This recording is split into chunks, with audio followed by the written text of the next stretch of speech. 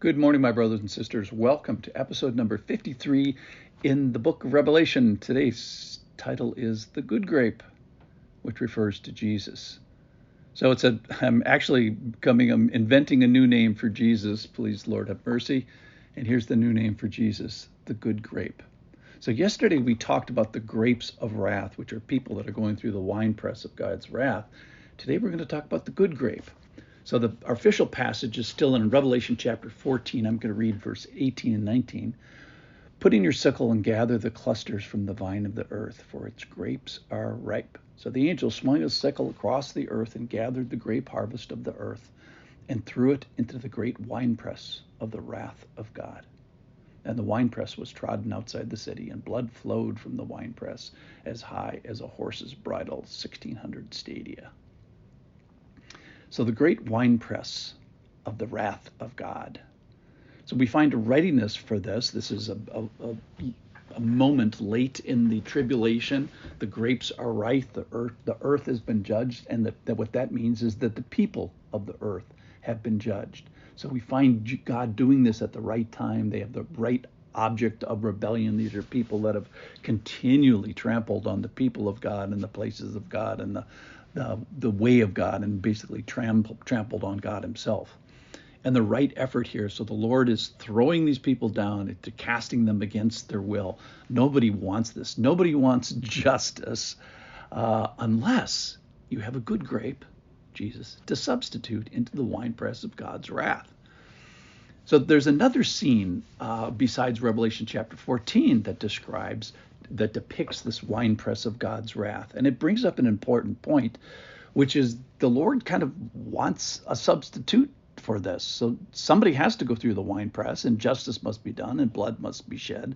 And the grape of my blood is kind of on the menu, unless the blood of the good grape can substitute.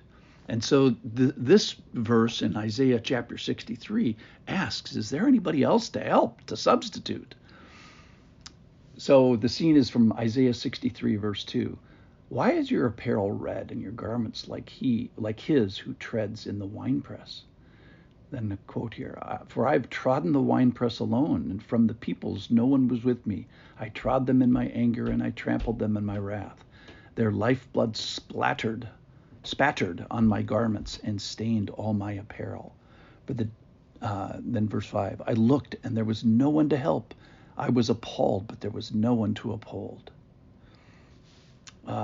So my own arm brought me salvation. My wrath upheld me. I trampled down the peoples in my anger. I made them drunk in my wrath, and I poured out their lifeblood on the earth. So there's no substitution. This is, of course, God's righteous judgment, and blood is always required, but these people have chosen self-payment, self-blooding, if you will. And then curiously, the next verse, verse 7, talks about God's hesed, steadfast love. Verse 7 says, I will recount the steadfast love of the Lord and the praises of the Lord.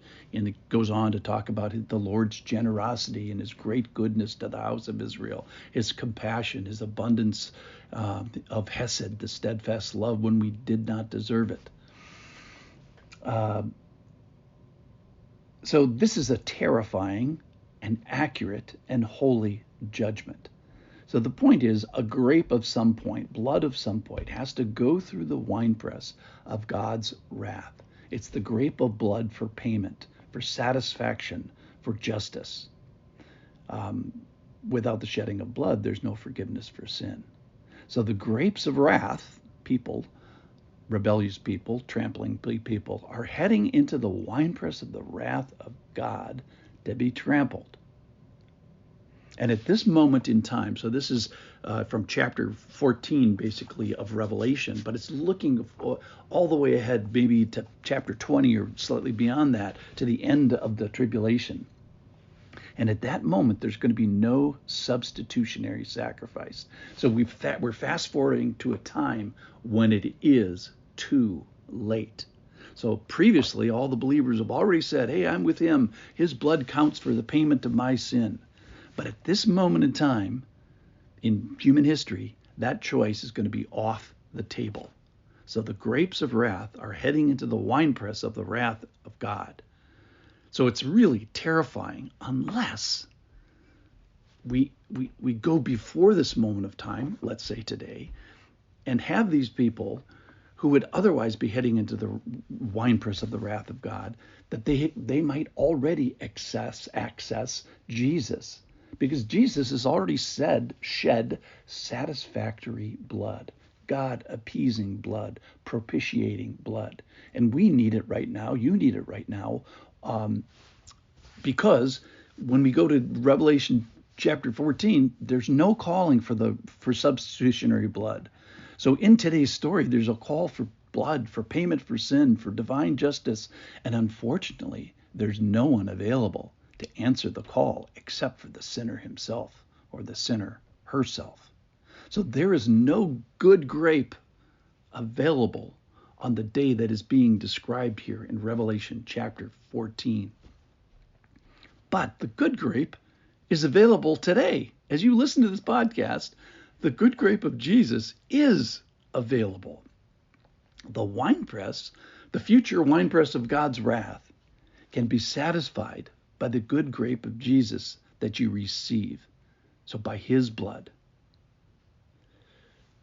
So they might be asking, hey, is there a substitute as I go through the winepress? The answer to that is no, it's not available to them.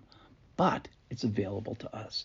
So don't be a bad grape. Well, wait a minute. Sorry, you're already a bad grape. But choose today the good grape, and don't be one of the ones that are trampled.